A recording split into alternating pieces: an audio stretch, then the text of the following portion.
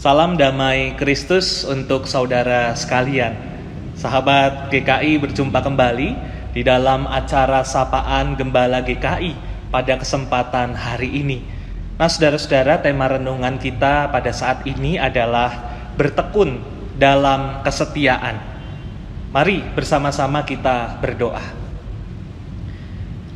Bapa Sorgawi, kami mohon kiranya Engkau berkenan untuk menerangi hati dan pikiran kami ketika sesaat lagi kami akan merenungkan firman-Mu. Kiranya Engkau berkenan menolong kami semua untuk semakin hidup di dalam sabda-Mu dan memancarkan cahaya kasih-Mu dimanapun kami ada. Demi Kristus kami mohon. Amin.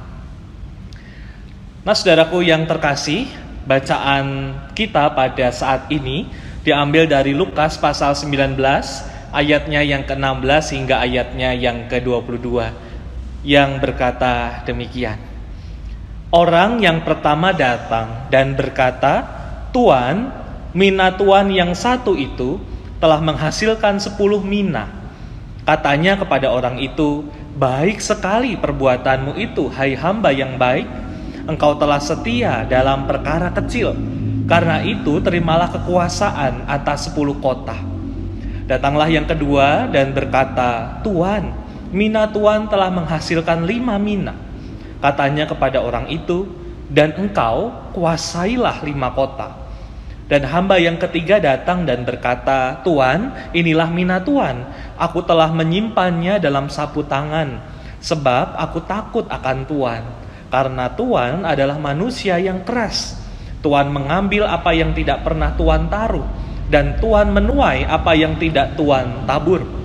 Katanya kepada orang itu, "Hai hamba yang jahat, aku akan menghakimi engkau menurut perkataanmu sendiri. Engkau sudah tahu bahwa aku adalah orang yang keras, yang mengambil apa yang tidak pernah aku taruh, dan menuai apa yang tidak aku tabur." Demikian sabda Tuhan. Sahabat GKI, biasanya untuk mencari pelanggan tetap, bahkan untuk menjaga kesetiaan pelanggannya, ada beberapa hal yang harus dilakukan oleh retailer. Beberapa contoh diantaranya adalah memberikan reward kepada para konsumen yang telah sering menggunakan jasa retailer tersebut, mengadakan program keanggotaan, atau memberikan fasilitas-fasilitas yang khusus untuk para member, seperti diskon atau undangan khusus untuk menghadiri acara-acara yang diadakan oleh retailer itu. Itu saja rasanya belum cukup, saudara-saudara. Puas belum tentu langsung setia. Retailer harus sedemikian keras menjaga konsistensi layanan dan rasa percaya konsumen. Banyak yang harus diperjuangkan lebih lagi dan tidak boleh sampai terlewatkan, termasuk juga memikirkan kesejahteraan setiap tenaga penjual jasanya. Semakin baik tingkat kesejahteraan tenaga kerjanya, maka semakin baik pula kinerja tenaga penjual jasa itu dalam melayani pelanggan. Sehingga tentu saja itu menghasilkan dampak yang positif terhadap kepuasan dan kesetiaan pelanggan retailer itu.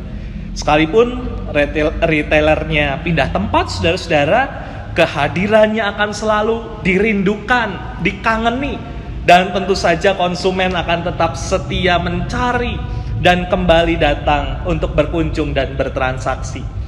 Dari hal tersebut, saudara-saudara, kita tahu bahwa tidak ada satupun penjual yang menginginkan tingkat nilai pengembalian yang sedikit. Maka dari itu selalu ada daya dan upaya yang harus dipikirkan dan dikembangkan oleh retailer, oleh penjual sedemikian maksimalnya, semaksimal mungkin. Sahabat GKI, rasa-rasanya ini juga terjadi dalam diri hamba yang dikisahkan Yesus tentang perumpamaan uang mina. Tindakan hamba pertama dan kedua yang diceritakan berhasil mengembangkan mina pemberian sang tuan, sehingga mendapat pujian dari sang tuan. Lukas pasal 19 ayatnya yang ke-16 hingga ayatnya yang ke-19 mengatakan demikian. Orang yang pertama datang dan berkata, "Tuan, mina tuan yang satu itu telah menghasilkan 10 mina." Katanya kepada orang itu, "Baik sekali perbuatanmu itu, hai hamba yang baik. Engkau telah setia dalam perkara kecil. Karena itu, terimalah kekuasaan atas 10 kota." Datanglah yang kedua dan berkata, "Tuan, mina tuan telah menghasilkan 5 mina." Katanya kepada orang itu, "Dan engkau kuasailah 5 kota."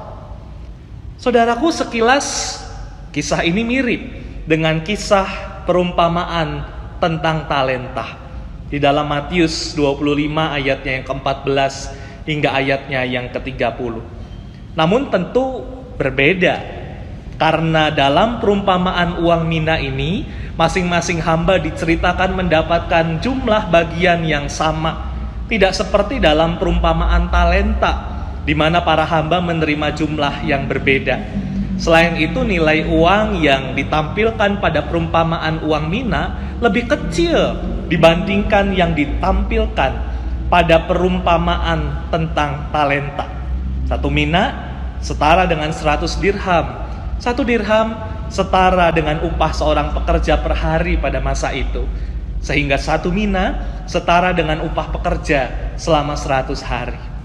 Saudara, bukan cuma soal mendapatkan sebanyak-banyaknya, tapi perumpamaan uang mina ini bicara soal bagaimana hamba pertama dan hamba kedua dapat mengembangkan mina, anugerah dari sang tuannya itu dengan baik, bahkan dengan segenap daya yang terbaik. Mina bernilai kecil, tetapi mina itu diusahakan dan dikembangkan sedemikian rupa sampai menghadirkan damai sejahtera yang besar luar biasa. Bukan hanya di dalam diri sang hamba, namun juga damai sejahtera bagi manusia dan seluruh ciptaan lainnya. Hal ini tentu mengundang kepuasan dan kekaguman dari sang tuan. Lantas bagaimana saudara dengan hamba yang ketiga? Lukas pasal 19 ayatnya yang ke-20 hingga ayatnya yang ke-22. Dan hamba yang ketiga datang dan berkata, "Tuan, inilah mina tuan. Aku telah menyimpannya dalam sapu tangan, sebab aku takut akan tuan.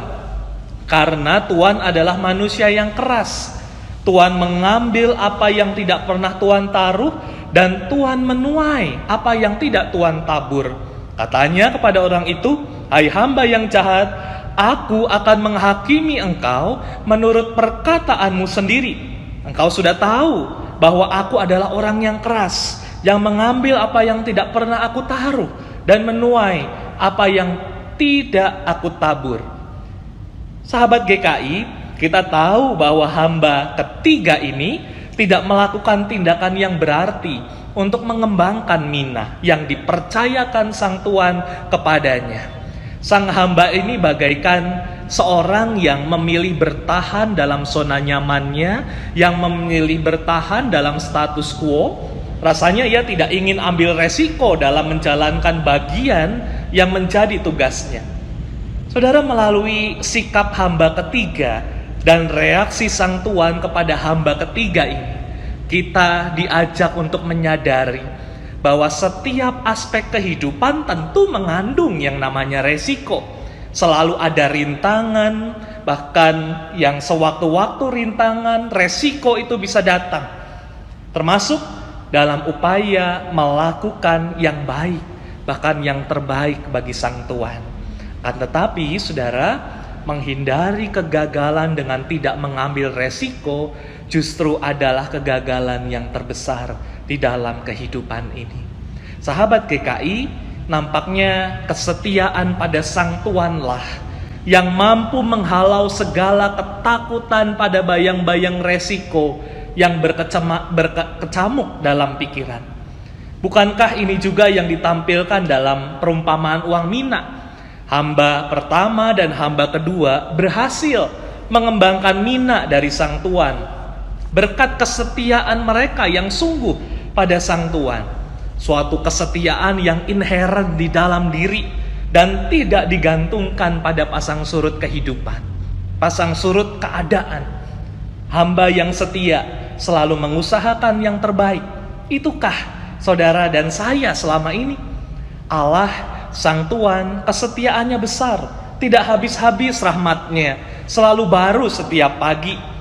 Dan semoga setiap hari dalam kehidupan kita juga dapat merespon kesetiaannya dengan makin setia mencari dan mengusahakan yang terbaik dengan apa yang Sang Tuhan sudah anugerahkan dalam diri kita, semata-mata untuk menghadirkan damai sejahteranya sampai kita berjumpa dengan Sang Tuhan yang berkata, "Baik sekali perbuatanmu itu, hai hambaku yang baik dan setia.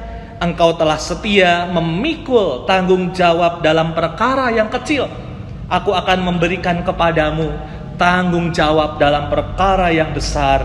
Masuklah dan turutlah dalam kebahagiaan Tuhan." Amin.